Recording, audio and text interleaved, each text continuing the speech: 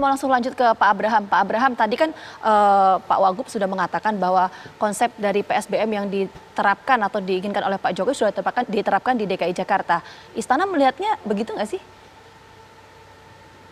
Kita melihatnya sudah selaras ya, jadi tidak ada perbedaan pandangan. Tapi kan jika Mbak lihat bahwa rantai komunikasi itu kan ada jenjangnya, jadi tidak serta-merta langsung istana yang berkomunikasi dengan daerah, tidak.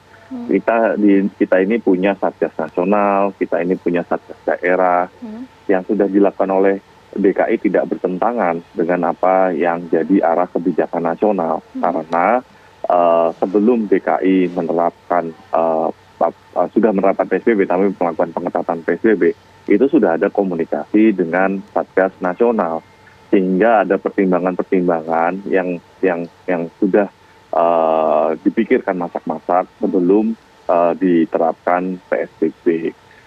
Tidak ada pertentangan. Saya mau ke Mas Agus. Mas Agus. Ya. Nah, tadi sudah dengar dari Pak Abraham, Pak Wagub, tidak ada pertentangan ya. Di permukaan yang kita lihat tidak ada pertentangan. Tapi kalau Mas Agus melihatnya gimana ini? Dari kebijakan memang sudahkah selaras antara pusat dan juga daerah, dalam hal ini Pemprov DKI Jakarta?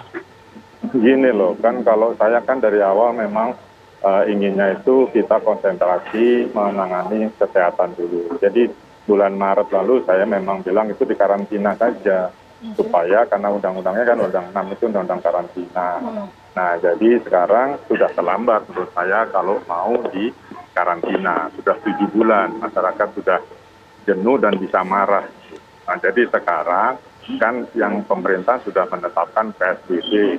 Yang lalu saya juga sudah komentari berat sekali mungkinnya, dan posisi saya juga masih tetap sama seperti sekarang. Oke, PSBB kita terima, tetapi PSBB-nya harus tegas. Nah, PSBB-nya kan tidak tegas.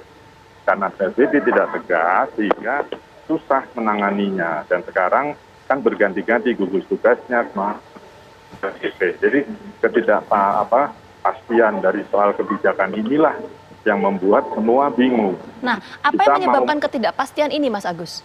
Ya banyak, mulai dari peraturan yang diterbitkan kan juga tidak sinkron. Saya sudah bahas berkali-kali, artinya ya ambigu, kemudian yang satu membolehkan, satu tidak, tetapi, nah banyak tetapinya, kemudian sanksinya tidak jalan, karena perda dan yang perdanya kan belum ada, sanksi harus di daerah masing-masing, itu juga belum jalan, sehingga orang akhirnya jenuh. Nah, lalu sudah dibebaskan, ya kan bermula sudah Menhub memperlonggar waktu aturan mudik. Nah, terus sampai sekarang masuk lagi ke PSBB, masuk ke PSBM, masyarakat sudah jenuh. Ya, sekarang apa? Saya sampaikan terakhir, katakan bahwa oke, 2 minggu kita ketat, ya sampai bisa bagaimana turun. Sebentar. Mas Agus, sebentar, maaf saya potong. Mas Agus mau mengatakan ada perbedaan komunikasi antara pusat dan daerah dalam hal ini, sehingga membuat masyarakat ini bingung, kebijakan berbeda-beda atau seperti apa? Kebijakannya kan diserahkan kepada daerah, ya kan. Nah, sekarang daerah itu kan izinnya kalau PSBB kan lewat Menteri Kesehatan, Permen 9 itu. Nah, sekarang Jakarta itu adalah Jabodetabek. Kalau yang sekitarnya enggak, bagaimana misalnya Tangsel itu 7 juta penduduknya, dia kan keluar masuk Jakarta. Kalau tidak seragam mau PSBB, PSBM atau PSBM yang lainnya silahkan. Tetapi harus konsentrasi dengan ketat. Nggak bisa. Nah, kita tracking saja kan datanya nggak betul. Kita lihat datanya turun hari ini karena sampelnya turun. Nanti besok naik, sampelnya naik. Jadi tidak ada stabilitas sehingga publik bisa tahu, oh benar-benar sudah landai. Oh benar-benar turun, tergantung sampel, sampelnya kecil kan jadi pasti turun. Itu satu. Kedua, tracingnya juga tidak jalan. Misalnya saya berhubungan dengan siapa, kan paling tidak rumusnya 35 orang yang berhubungan dengan si penderita, mau OTG mau apa, harus di tracing. Nah itu juga tidak jalan dengan baik. Ada, tapi tidak jalan. Sehingga datanya membingungkan. Nanti kalau ada yang mendata dengan baik, misalnya di pemakaman, di mana-mana, itu bisa beda loh datanya. Mas ini Agus. Ya, Mas, kalau merujuk pada pernyataan Pak Presiden ya, lagi-lagi jangan sok-sokan lockdown begitu ya. Mas Agus melihat memang ada elemen atau setidaknya daerah-daerah yang meminta lockdown sehingga Pak Presiden perlu mengeluarkan pernyataan seperti itu? Apa yang menjadi dasar begitu ya? Ya pasti ada lah. Saya pun kan juga mengatakan itu ya. Pasti ada semua karena kan kita bebas berpendapat. Nah persoalannya kalau saya pribadi lockdown sekarang tidak terlambat. Sulit sekali karena begitu lockdown pemerintah harus kasih makan loh ya. Pemerintah jangan pelit.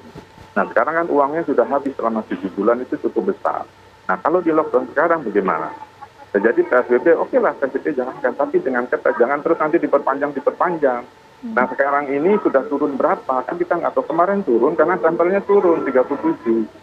Tapi itunya naik loh 4.000, biasanya kalau 30-an itu 3.000. Kemarin itu 37 atau 36 itu naiknya 4.000. Jadi ini meragukan. Nah tolong ini yang diperketat soal data dan tracing. Ya karena kalau tidak, saya nggak tahu lagi bagaimana. Saya semua sudah saya tulis kok di buku, saya terbitkan buku dan sebagai pernyataan-pernyataan. Ya, kalau sekarang mau balik di lockdown sudah terlambat. Nah kalau Pak Presiden itu kan pasti juga ada yang membisikkan lah, ini begana begini ya. Tidak apa-apa, itu kan Presiden memang harus mengambil tanggung jawab utama di atas. Itu yang saya khawatirkan sekarang meskipun sudah diambil oleh Pak Luhut, ini nggak turun-turun nih, terus what next? Gitu.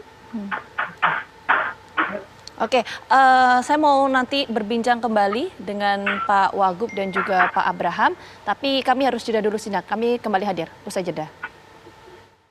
Saya mau langsung lanjut ke Pak Wagub. Pak Wagub, tadi ini kan sudah disampaikan dalam diskusi ya. Saya ingin tahu kebijakan yang diambil oleh pemerintah provinsi dalam hal ini soal PSBB. Ini kan sudah diperpanjang 2 kali kalau tidak salah ya, Ini apakah kemudian akan diperpanjang kembali? Ya, kita akan ada rapat nanti sore dan beberapa hari ke depan. Ya. Kami selalu melakukan rapat secara internal dengan jajaran di Pemprov, kemudian kedua dengan jajaran Forkopindo, dengan Kepangdam, Kapolda, Kajati, dan seterusnya. Kemudian yang ketiga, kami rapat dengan para ahli, para epidemiologi, para pakar. Yang keempat, kami juga akan rapat berkoordinasi dengan pemerintah pusat, dengan Satgas Pusat atau gugus pusat, akan dengan Pak Menko, rutin kami rapat. Nah, nanti dari hasil-hasil kajian, data, fakta, dan rapat-rapat, nanti kita akan memutuskan tindak lanjut dari PSBB berikutnya. Pak Wagub, meskipun tadi suaranya Pak Wagub dan Pak Abraham soal apa ya, kebijakannya serupa gitu, tapi kan yang ditangkap masyarakat sepertinya ada yang berbeda dengan yang terlihat di lapangan. Mas Agus juga tadi menyampaikan itu. Apakah pernyataannya Pak Presiden ini lagi-lagi gitu mengindikasikan itu, Pak Wagub? Sebenarnya ada apa ya? Ada permasalahan juga soal kebijakan pusat dan kebijakan daerah. Saya tidak menangkap ada perbedaan kebijakan antara daerah dengan pusat ya. Justru Pemprov DKI Jakarta itu sangat mendukung, selaras, bahkan kami juga sejak awal memberikan dukungan penuh. Umpamanya yang pertama ya, Pak Presiden kan menyampaikan pentingnya menggunakan masker. Kami juga bahkan sejak awal, sejak Maret sudah membagikan masker sampai dengan totalnya Maret April itu 20 juta masker ya. Itu artinya kami memberikan dukungan dan bahkan kami mewujudkannya, merealisasikan penggunaan masker secara masif di Jakarta. Padahal penduduk Jakarta hanya 11 juta, kami membuat dan membagikan 11 juta masker yang kami buat dari UMKM. Kenapa buatnya dari UMKM? Itu juga mendukung kebijakan Pak Jokowi terkait menggerakkan ekonomi kecil, ekonomi rakyat umpamanya. Kemudian yang kedua juga Pak Anies memberi masukan bahwa perlu adanya isolasi terpusat terkendali untuk mengurangi penyebaran di pemukiman melalui isolasi mandiri. Pak Presiden merespon baik dan positif. Bahkan tidak hanya merespon baik positif, bahkan Pak Presiden menyiapkan Wisma Atlet sebagai tempat isolasi mandiri menjadi isolasi yang terpusat. Kemudian bahkan menyiapkan hotel-hotel yang dibiayai oleh pemerintah pusat. Itu artinya apa? artinya pemerintah pusat memberikan dukungan baik atas kebijakan Gubernur DKI Jakarta. Oke. Pak Wagub, maaf saya potong.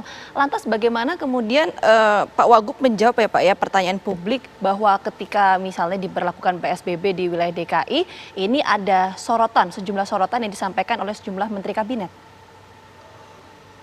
Ya justru kami selalu rapat dengan Pak Luhut, dengan Pak Muhadjir, dengan Pak Mahfud, dengan Pak Erlangga, dengan Menko-Menko, dengan Pak Erik, dengan Kementerian Perhubungan, Kementerian Sosial, Kementerian.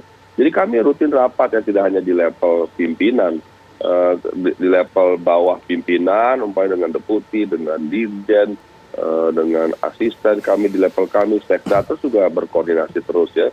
Setelah rapat-rapat pimpinan antara menteri dengan gubernur dengan kami, juga di level selanjutnya ditindaklanjuti secara rutin, berkala dan berkesinambungan ya. Jadi sekali lagi tidak ada masalah ya antara pemerintah pusat dengan DKI Jakarta. Justru DKI Jakarta sangat memberikan dukungan penuh atas kebijakan yang diambil. Seperti PSBB kan kebijakan pemerintah pusat yang kami dukung. Karena DKI Jakarta atau Indonesia kan tidak mengenal istilah lockdown. Kita hanya mengenal PSBB atau berskala lokal, berskala mikro. Dan Jakarta juga sejak awal melakukan itu sesuai dengan arahan Pak Jokowi. Oke, kita tangkap poinnya Pak Wagub. Saya mau ke Pak Abraham. Pak Abraham, kalau melihat dari istana ya, melihatnya penanganan pandemi COVID-19 saat ini apakah kemudian sangat berdampak terhadap perekonomian atau seperti apa kemudian sampai Pak Presiden Joko Widodo menyampaikan hal demikian? Ya, kan poinnya itu kan mencari titik keseimbangan. Kita kan mencari apa yang terbaik untuk masyarakat. Jika kita itu lihat di pasar, kita lihat pedagang kaki lima, mereka itu hidupnya semakin sulit. Jadi jangan sampai kita itu membuat kebijakan tanpa mempertimbangkan kondisi mereka. Dan saya rasa DKI pun sudah tadi sebagaimana disampaikan oleh Pak Wagub juga sudah memperhatikan bagaimana perekonomian masyarakat. Ini adalah yang dimaksud oleh Pak Presiden dengan melihat titik keseimbangan. Saya ingin menanggapi soal kita dipandang terlambat. Apakah pemerintah kita itu lambat? Saya katakanlah tidak. Seluruh pemerintah di dunia ini menghadapi bencana yang sungguh luar biasa dan belum pernah ada presiden sepanjang sejarah manusia. Baik Italia, Amerika, Ekuador, negara-negara yang lebih maju itu juga menghadapi tantangan yang luar biasa. Kalau para pengamat juga melihat kajian-kajian estimasi angka kasus atau estimasi angka kematian di Indonesia itu kan mengerikan. Ada yang rata-rata estimasinya itu angka kematian di atas 100.000.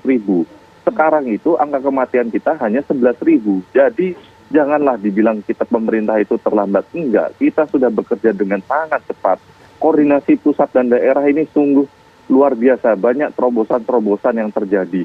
Banyak keputusan kalau dulu itu harus menggunakan surat edaran, menggunakan perda, menggunakan apa. Tidak, sekarang itu cukup dengan Zoom meeting, kita ngobrol, kita ketemu, ambil keputusan, langsung laksanakan di lapangan. Menurut saya ini yang harus kita lihat juga. Tidak, pemerintah tidak terlambat. Kita terus bekerja, berusaha semaksimal mungkin bagaimana menjaga kesehatan maupun kondisi ekonomi dari masyarakat. Oke, saya mau ke Mas Agus. 2 poin Mas Agus. Pemerintah tidak terlambat. Yang kedua, kebijakan pusat dan daerah selaras. Begini, tidak terlambat. Saya bulan Februari saya sudah bicara dengan Pak Menteri Perhubungan supaya menyetop penerbangan dari Wuhan ke Denpasar, Manado, dan Jakarta. Tetapi kan tidak karena turis 40%. Kemudian terus lagi banyak sekali hal-hal yang harusnya segera dilakukan tapi panjang. Sehingga kita soal sanksi aja kan tidak berjalan, ya, sehingga kita berkepanjangan ini. Nah tentu kita bisa lebih baik dari negara lain, iya. Tapi sangat lebih baik kalau kita melihat negara yang sukses melakukan hal-hal itu di ASEAN saja lah. Nah sekarang kalau ini kan juga keputusannya mau quantifying easing atau berhutang kan juga sampai sekarang kan tidak jelas. Ada quantifying easing tapi dari uang cadangan dan seterusnya. Hal semacam ini kan juga tentu. Nah waktu Presiden bicara tanggal 14 September setelah selesai sidang kabinet kan itu mengatakan bahwa kita akan kembali ke mengurus kesehatan dulu, baru kita ke ekonomi. Jadi kalau tadi dicecer gubernur apakah berseberangan dengan Presiden, menurut saya tidak. Nggak mungkin kepala daerah itu jalan sendiri tanpa koordinasi. Ya, jadi kalau ada yang membisikkan Presiden, saya nggak tahu siapa. tetapi artinya warning presiden itu memang harus kita perhatikan karena dia komando tertinggi. Nah sekarang bagaimana kita sudah 7 bulan ini kok belum juga landai, harus turun itu karena sampelnya dikurangi. Nah ini yang menjadi perhatian kita, ayo bagaimana? Kita tidak usah lihat ini sudah turun, ya penyebabnya apa? Jadi harus tuntas. Ya di pandemi itu kan ada ilmunya, saya bukan ahli pandemi, tapi saya berdiskusi banyak dengan mereka, itu ada hanya soal pengambilan keputusan dan keseragaman ini yang kontinuitas ini yang membingungkan. Tidak saja masyarakat, industri dan sebagainya semua bingung. Baik. Terima kasih Mas Agus, Pak Wagub juga terima kasih, Pak Abraham juga terima kasih. Kalau ada waktu nanti kita lanjut lagi di diskusi. Selamat pagi, Pak Wagub, selamat beraktivitas, semoga sehat selalu Bapak-Bapak. Semoga sehat semua. Ya, salam sehat. Baik. Kami jeda terlebih dahulu, nanti kami akan kembali dengan informasi lainnya. Sesaat lagi di Apa Kabar Indonesia Pagi.